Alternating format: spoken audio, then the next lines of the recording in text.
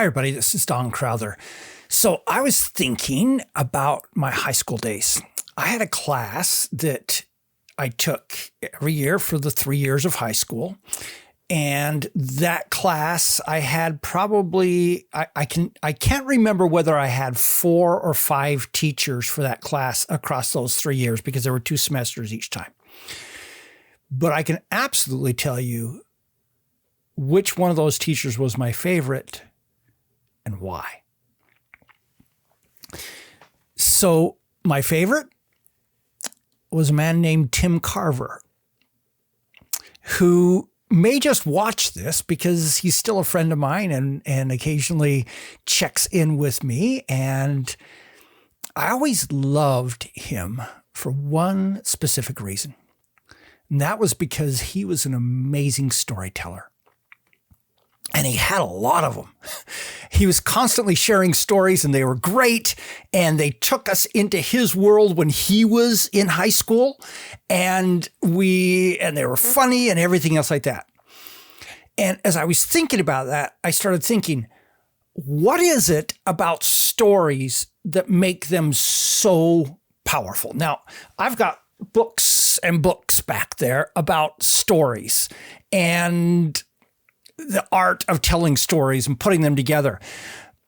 But one of the things that I think is important is actually think clearly about why they work so well, because when we understand that, it enables us to structure our stories to become even more valuable. So I'm going to give you my 3 reasons why I believe stories are so powerful.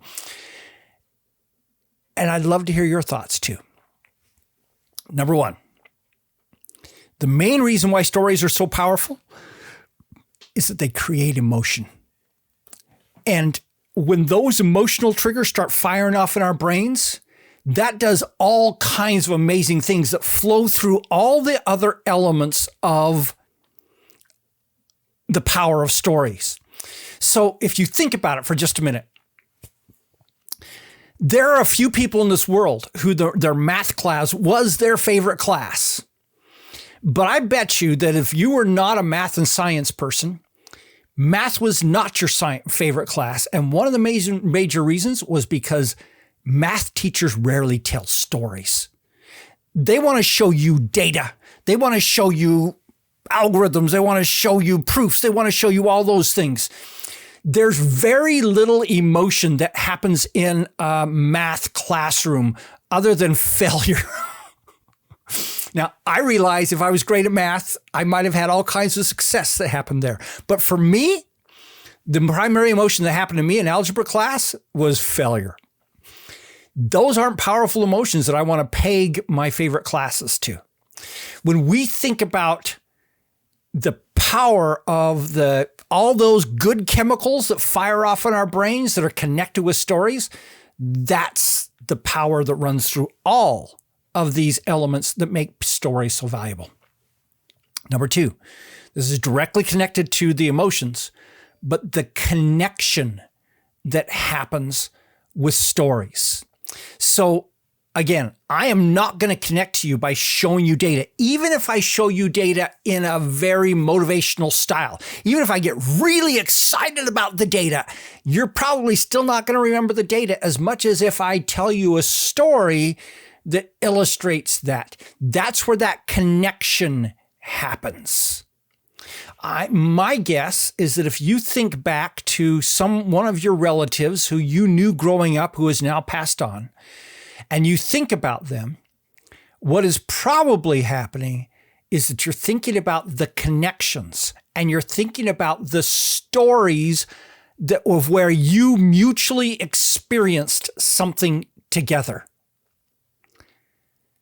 Again, that's the power of the story is, yes, you were living together. Well, you were experiencing together, and that became the story. So, number 1, emotions. Number 2, connections that come through story. And the third reason why stories are so powerful is that they do a much better job than anything else to show how things apply in people's lives. As we are trying to teach people, the most powerful way to teach them is not to tell them, now, you're going to need this when you are in this situation. Much more powerful to create that application is to tell them a story about how you use this. Go back to my algebra class for a minute. I remember constantly raising my hand and say, how does this apply to buying something at Kmart? And she disdained that question. She refused to answer it. I kept asking for application. She kept not even being able to give me application, which may be one of the reasons why I didn't do all that well in that class. So those three things: emotion, connection, application. So now let's take this into how we use those to amplify our stories. So if you, as you tell a story, keep those three things in mind. How can I put some more emotion in this? How can I use this to create a connection with them? How can I illustrate the application of what I'm trying to teach or share with somebody through a story? Then all of us in your stories go from a normal story to an amazing story.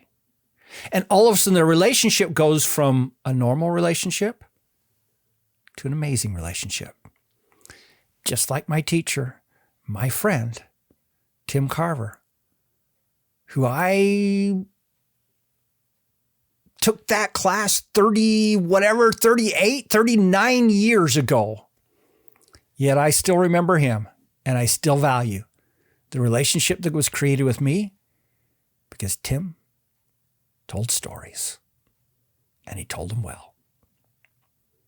Think about it. This is Don Crowther saying, just go do this stuff.